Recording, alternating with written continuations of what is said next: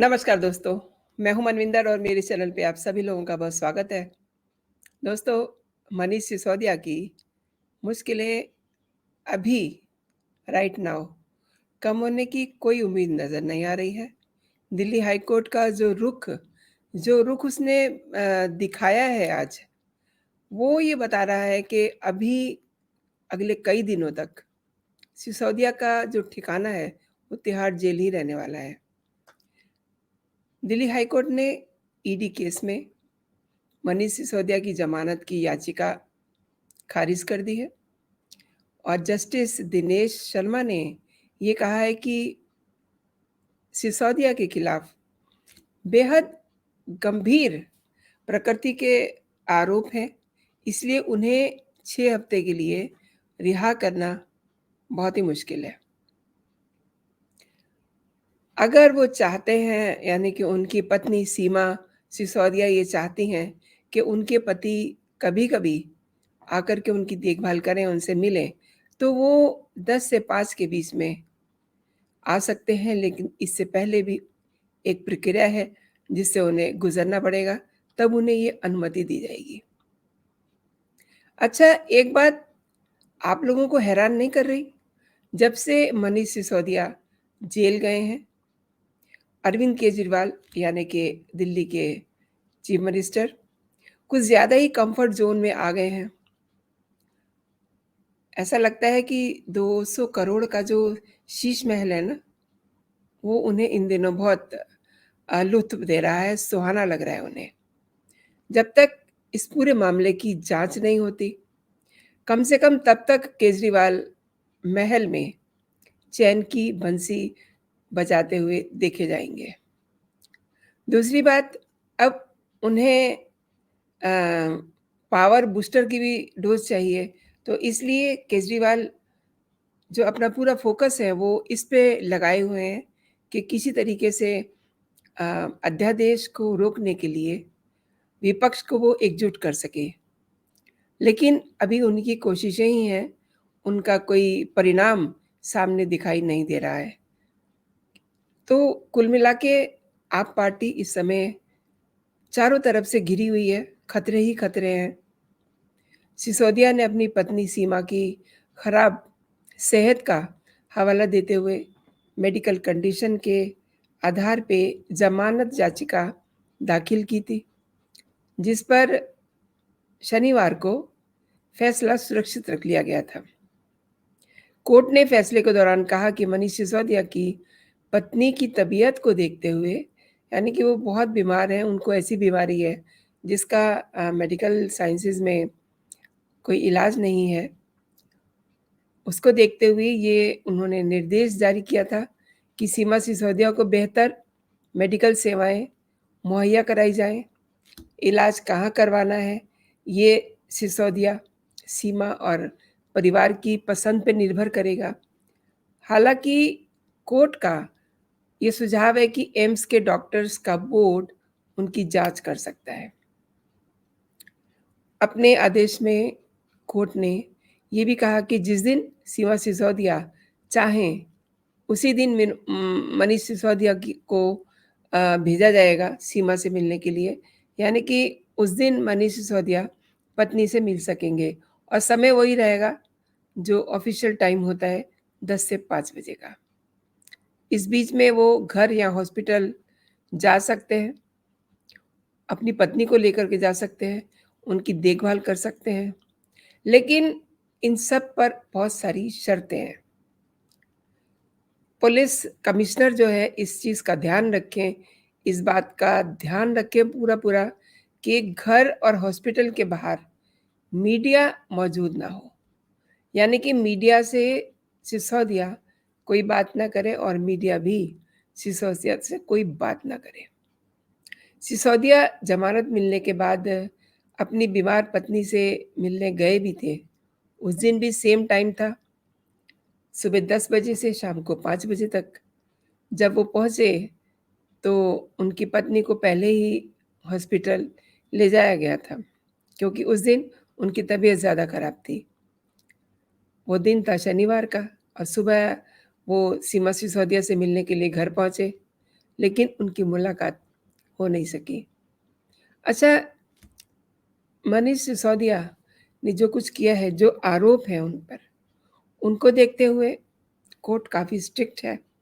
मतलब जिन शब्दों का कोर्ट ने इस्तेमाल किया है, वो शब्द ये बताते हैं, वो कोर्ट का रवैया ये बताता है, रुख ये बताता है कि उन्हें पूरी-पूरी ये संभावना है कि अगर अगर मनीष सिसोदिया को अपनी पत्नी को देखने के लिए कुछ टाइम पीरियड के लिए रिहाई मिलती भी है, तो इस दौरान जो उनके खिलाफ आरोप हैं और जो सबूत हैं, उनसे वो छेड़छाड़ करेंगे और चीज़ों को वो मैनिपुलेट कर सकते हैं। कोर्ट ने उन्हें हॉस्पिटल जाने की परमिशन उस दिन नहीं दी थी। इस वजह से ज़मानत मिलने के बावजूद सिसोदिया अपनी पत्नी सीमा से नहीं मिल सके थे और 7 घंटे के बाद वो वापस तिहाड़ जेल पहुँच गए थे।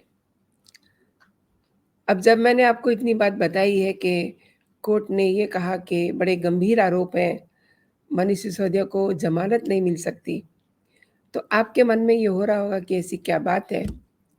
बातें तो आपको पता होंगी, लेकिन सम टाइम दिमाग से चीज़ें उतर जाती हैं।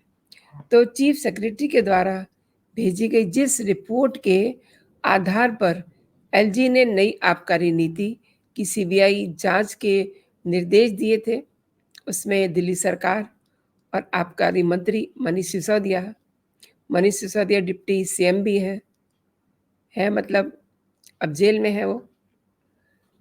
तो ये आरोप थे उन पर कि कोरोना काल में हुए नुकसान की भरपाई के लिए शराब बेचने वाली कंपनियों की 144.36 करोड़ रुपए की लाइसेंसी फीस माफ़ कर दी गई थी।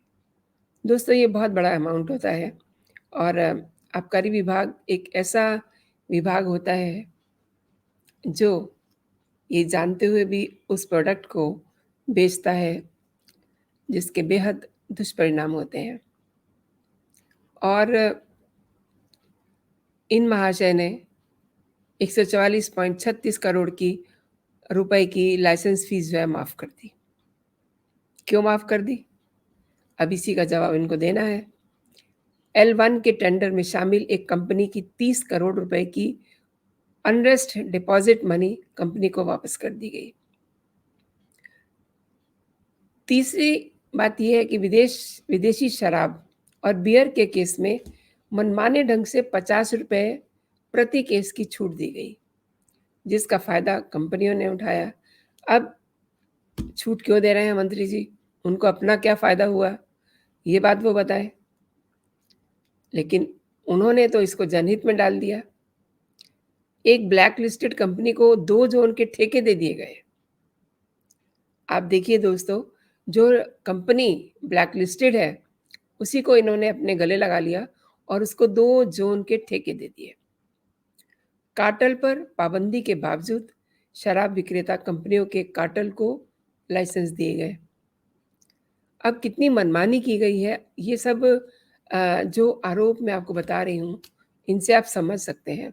शराब विक्रेताओं को फ़ायदा पहुँचाने के लिए ड्राई डे की संख्या भी कम कर दी गई। इनको इतनी भूख मची हुई है, आबकारी के ज़रिए ये इतना पैसा कमाना चाह रहे थे कि आप देखिए ड्राई डे की संख्या 21 से घटा करके 3 की गई। और मास्टर प्लान के नियमों का उल्लंघन करते हुए नॉन कन्फर्मिंग इलाकों में शराब के ठेके खोलने की इजाज़त दे दी गई। बहुत से ऐसे ज़ोन होते हैं, सेक्टर होते हैं, गली मोहल्ले होते हैं जहाँ पर शराब के ठेके खोलने की इजाज़त नहीं होती। लेकिन आप सरकार ने इन सब नियमों की धज्जियाँ उड़ा दी। ठेकेदारों का कमीशन 2.5% से बढ़ा करके 12% किया गया। देखिए, मतलब ठेकेदारों को कितना बड़ा फ़ायदा दिया गया। 2.5% से सीधे 12% कर दिया गया। अब ठेकेदार से इनकी जब ट्यूनिंग हो गई, तो उसको फ़ायदा तो इन्होंने देना ही था। 2 ज़ोन में शराब निर्माता कंपनी को रिटेल सेक्टर में शराब बेचने की इजाज़त दी गई। और एलजी की मंजूरी के बिना ही 2 बार पॉलिसी को एक्सटेंड किया गया। आप देखिए, हद है। नियमों का मखौल उड़ाने का अ, कहीं कोई छोर ही नहीं है। मतलब लगातार एलजी की मंजूरी के बिना 2 बार पॉलिसी को एक्सटेंड किया गया और मनमाने तरीके से डिस्काउंट ऑफर दिए गए, जिससे कुछ कंपनियों को फ़ायदा मिला। तो कुछ कंपनियों को अगर फ़ायदा मिला, तो इन्हें भी बहुत सारा फ़ायदा मिला। अगर कंपनियों को कुछ फ़ायदा मिला, तो इन्हें समझिए कि कितना बड़ा फ़ायदा मिला होगा। और नई पॉलिसी लागू करने में जीएनसीटी एक्ट 1991, यानी कि transaction of business rules 1993, Delhi excise act 2009 और दिल्ली एक्साइज़ रूल्स 2010 का सीधे-सीधे उल्लंघन किया गया। और टेंडर जारी होने के बाद 2021 और 22 में लाइसेंस हासिल करने वालों की कई तरह से यू नो गैर वाजिब जो तरीके होते हैं ना, उन तरीकों से उनको फ़ायदा पहुँचाया गया। जानबूझ करके जो एक सेट प्रोफ़ॉर्मा था, जो तय प्रक्रिया थी, उसका भी उल्लंघन किया गया। तो जब इतने सारे आरोपों में मनीष सिसोदिया घिरे हुए हैं, जाँच चल रही है, तो कैसे उन्हें ज़मानत मिल सकती है? हालाँकि कुछ लोग ये कह रहे हैं कि ये सब सरकार के कहने पे हो रहा है, लेकिन जिस दिन उनकी मन की हो गई थी केजरीवाल साहब की, उस दिन तो बहुत खुश थे। उस दिन तो बहुत बड़े-बड़े ट्वीट किए थे कि हमें कोर्ट की प्रक्रिया पे पूरा भरोसा है। और अब जब ज़मानत की बात पे कोर्ट अपने नियम दिखा रहा है, तो अब उन्हें लग रहा है कि कोर्ट जो है सरकार की बात मान रहा है। उनके मतलब कब क्या कह दें, कुछ पता नहीं चलता। और मेरा एक और सवाल है, आप लोगों का भी ये सवाल होगा कि फ़रवरी में केजरीवाल ने देखा कि उनका दोस्त deputy CM Manish Sisodia jail जाता है, लेकिन उसके बाद वो कितनी बार मिलने गए हैं अपने दोस्त को? मतलब नॉट अ सिंगल टाइम। वो एक बार भी उन्हें मिलने नहीं गए। बस उनके नाम से ट्वीट करते हैं और कभी-कभी उनकी अच्छाई के गुणगान गा लेते हैं, तो कभी-कभी उनकी कुछ कविताएँ वो आपके ट्विटर हैंडल से बहुत एडिटेड वे में खूबसूरत से अ, फ्रेम में उनकी कविताएँ सुना देते हैं, दिखा देते हैं लोगों को।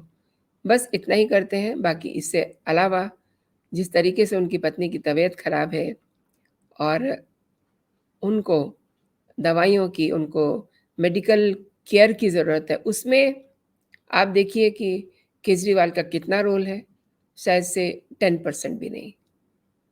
तो मनीष सिसोदिया हों, चाहे वो सत्येंद्र जैन हो, उन सब के पीछे जो आरोप हैं, यूँ कहिए कि जो एक धक्का लगाया जा रहा है उन्हें कि वो जेल में ही रहें, वो सब मनीष सिसोदिया और सत्येंद्र जैन के पीछे केवल और केवल जो सीएम हैं दिल्ली के, अरविंद केजरीवाल, वही कर रहे हैं। कोर्ट अपना काम कर रहा है और ईडी अपना काम कर रहे हैं, सीबीआई अपना काम कर रही है, सरकार का इसमें कोई रोल ही नहीं है। जब बार-बार ये ढोल पीट-पीट करके कहते हैं, तब सरकार सुनती है कि ये क्या कह रहे हैं। अदरवाइज़ सरकार का इसमें कोई रोल नहीं है। इसमें रोल है तो केवल आप सरकार का। तो दोस्तों, अभी के लिए इतना ही। मैंने अपनी बात कही है, आपने मेरा पूरा वीडियो देखा है, धन्यवाद इसके लिए। लेकिन आप अपनी बात भी कहिए, आप क्या सोचते हैं मनीष सिसोदिया के जो कारगुज़ारियाँ हैं उनकी और केजरीवाल की, क्या कहते हैं आप? ज़रूर कमेंट करिएगा मेरे कमेंट सेक्शन में। अपना और अपनों का ख़्याल रखिए। जय हिंद, जय भारत।